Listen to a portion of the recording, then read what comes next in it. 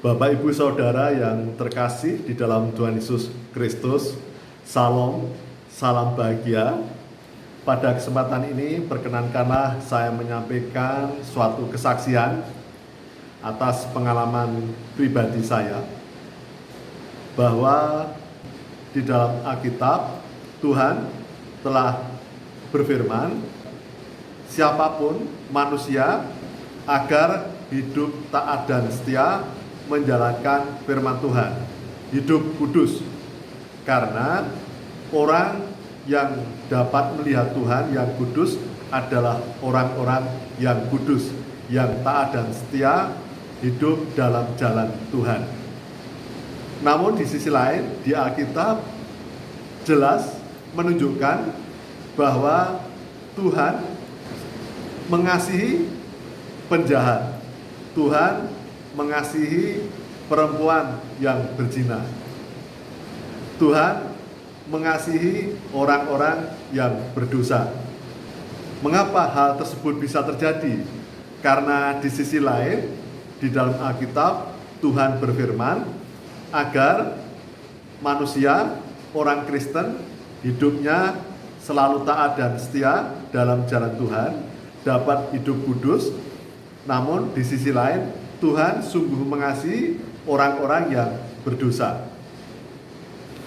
Saudara-saudaraku yang terkasih di dalam Tuhan Yesus Kristus, Tuhan datang ke dunia adalah untuk menjadi juru selamat manusia, untuk mencari orang-orang yang berdosa dan mau bertobat di hadapan Tuhan.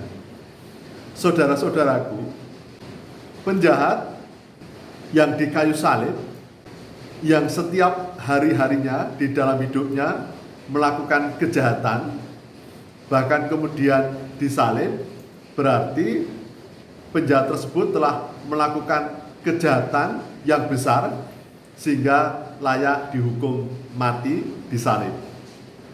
Dan kemudian ketika disalib bersama Tuhan Yesus Kristus, penjahat tersebut dalam detik itu juga berkenan di hadirat Tuhan, di hadapan Tuhan, dan kemudian Tuhan berfirman bahwa penjahat tersebut akan bersama-sama Tuhan Yesus Kristus ke Firdaus. Padahal di dalam sepanjang hidupnya banyak melakukan perbuatan dosa, kejahatan-kejahatan yang sungguh besar.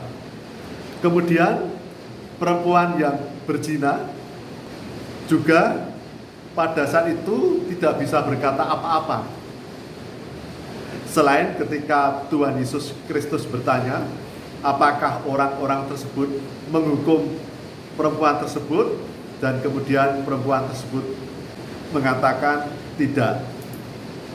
Dan kemudian Tuhan Yesus Kristus berkenan atas perempuan yang berzina tersebut, mengampuni dan jangan berbuat dosa lagi.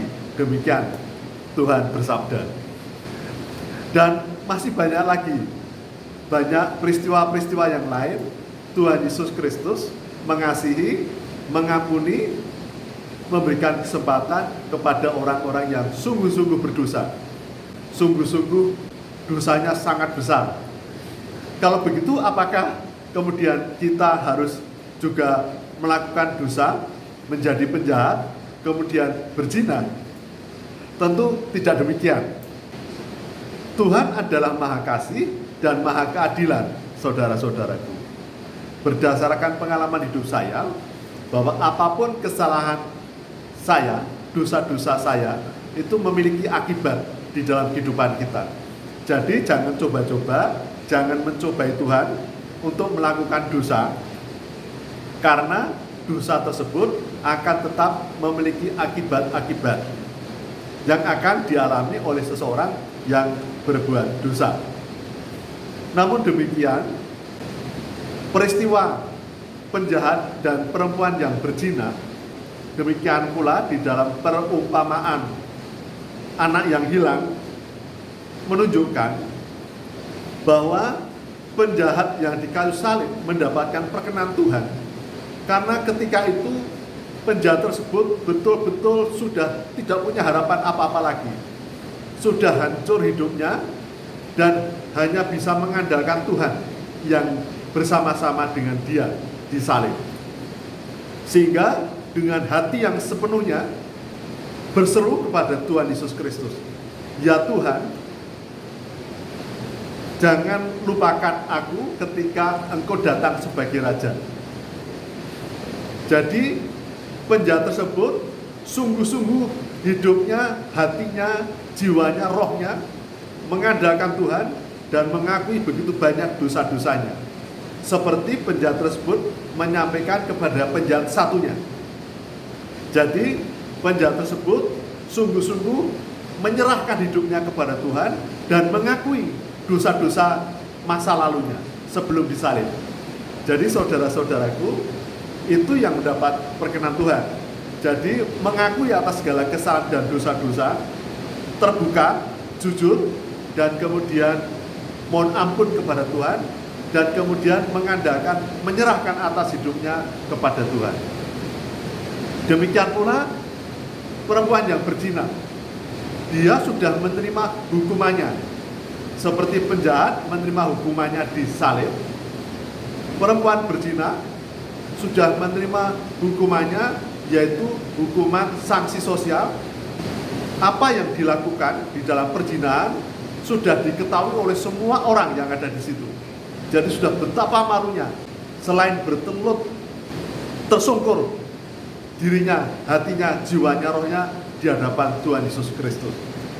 Perempuan yang berzina tersebut sudah mendapatkan akibatnya malu, menerima sanksi sosial, dilecehkan, dihina, dan kemudian perempuan yang berzina itu sungguh-sungguh menyadari dan mengakui atas segala kesalahan dan dosa-dosanya, walaupun tidak terkatakan, namun Tuhan tahu hati seseorang. Jadi saudara-saudaraku, dari peristiwa perempuan yang berzina ini, Tuhan tahu kita tidak bisa menutup-nutupin saudara-saudaraku. Walaupun kita diam 1000 bahasa, orang tidak tahu, tapi Tuhan tahu atas apapun perbuatan-perbuatan kita. Apakah itu perbuatan baik atau perbuatan buruk, perbuatan jahat, Tuhan tahu. Tuhan tahu isi hati setiap orang.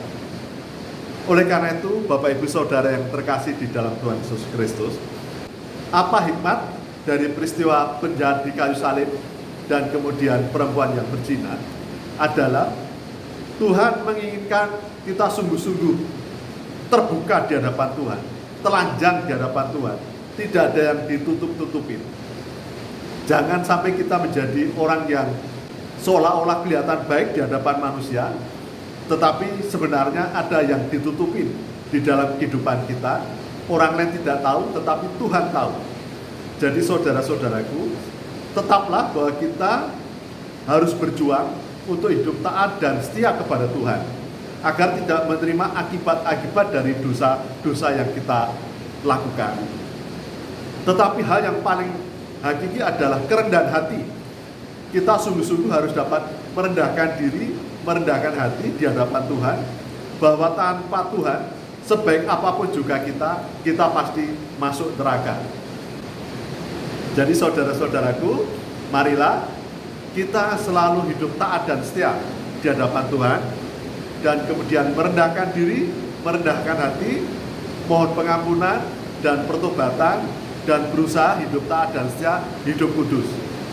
Dan jikalau kita pernah melakukan perbuatan jahat, seperti penjahat yang di kayu salib, ataupun perempuan yang berzina, kemudian bersyukurlah di hadapan Tuhan untuk sungguh bertobat, mohon ampun, dan tidak melakukan dosa-dosa itu lagi. Kita sungguh-sungguh hidup bersama Tuhan, sehingga kita dapat merasakan damai sukacita surgawi, dapat merasakan kebahagiaan kasih Tuhan di dunia ini, dan mendapatkan pengharapan hidup bahagia di surga bersama Tuhan, seperti penjahat yang di kayu salib. Demikian yang dapat saya sampaikan. Salam bahagia, Tuhan memberkati.